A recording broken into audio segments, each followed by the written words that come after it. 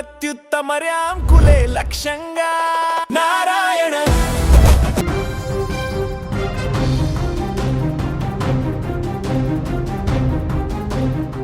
ఆంధ్రప్రదేశ్లో తల్లికి వందనం పథకం కింద ప్రభుత్వం ఇప్పటికే భారీ స్థాయిలో నిధులను విడుదల చేసిన సంగతి తెలిసిందే.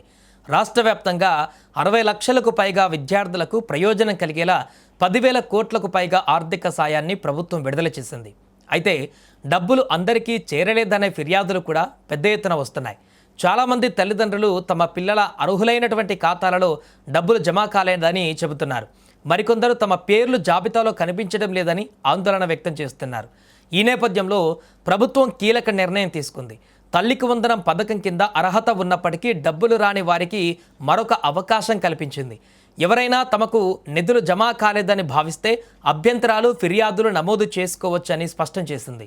ఈ మేరకు ప్రభుత్వం ప్రత్యేక షెడ్యూల్ను విడుదల చేసింది. ప్రస్తుతం అర్హులు, అనర్హుల జాబితాలను గ్రామాలు, వార్డులలోని స్వర్ణ గ్రామ, వార్డు సచివాలయాలలో ప్రదర్శిస్తున్నారు. లబ్ధిదారులు తమ పేర్లు జాబితాలో ఉన్నాయా లేదా అన్నది అక్కడికి వెళ్ళి పరిశీలించుకోవచ్చు. ఆగస్టు 3వ తేదీ వరకు ఫిర్యాదులు, అభ్యంతరాలు స్వీకరిస్తారు. అర్హత ఉన్నప్పటికీ పేరు జాబితాలో లేకపోవడం, డబ్బులు జమ కాకపోవడం లేదా ఇతర సాంకేతిక సమస్యలు ఉన్నవారు ఈ గడుపులోపు తమ యొక్క ఫిర్యాదులను నమోదు చేసుకోవాలి. ఆ తర్వాత ఆగస్టు 4వ తేదీ నుంచి 10వ తేదీ వరకు అధికారులు వచ్చినటువంటి ఫిర్యాదులను పరిశీలిస్తారు.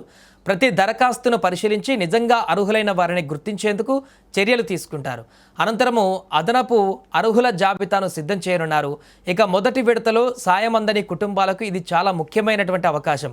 ముఖ్యంగా అర్హత ఉన్నప్పటికీ ఏదైనా కారణంతో జాబితాలో పేరు మిస్ అయిన వారు తప్పకుండా ఈ అవకాశాన్ని వినియోగించుకోవాలని అధికారులు సూచిస్తున్నారు. అలాగే 1వ తరగతిలో కొత్తగా చేరిన విద్యార్థులు, జూనియర్ ఇంటర్లో తాజాగా అడ్మిషన్ తీసుకున్న విద్యార్థులకు కూడా ప్రభుత్వం శుభవార్త చెప్పింది. వీరిని కూడా తాజాగా అర్హుల జాబితాలో చేర్చనున్నారు. ప్రభుత్వం విడుదల చేసిన షెడ్యూల్ ప్రకారము ఆగస్టు 25వ తేదీ వరకు 1వ తరగతి, జూనియర్ ఇంటర్ అడ్మిషన్లకు గడువు ఉంది. ఆలోపు అడ్మిషన్లు పూర్తి చేసుకున్న విద్యార్థుల వివరాలను అధికారులు నమోదు చేస్తారు. ఆ తర్వాత కొత్తగా అర్హులైన విద్యార్థుల జాబితాను ఆగస్టు 30వ తేదీ విడుదల చేయనున్నారు. అదే రోజు అర్హులైనటువంటి లబ్ధిదారుల ఖాతాలలో ఆర్థిక సాయం జమ చేయనున్నట్లుగా ప్రభుత్వం ప్రకటించింది. అంటే మొదటి విడతలో డబ్బులు రాని వారు నిరాశ చెందవలసిన అవసరం లేదని, అర్హత ఉంటే ఫిర్యాదు చేసుకొని అవసరమైన పత్రాలు సమర్పిస్తే 2వ విడతలో సాయం పొందే అవకాశం ఉందని ప్రభుత్వ వర్గాలు వెల్లడించాయి.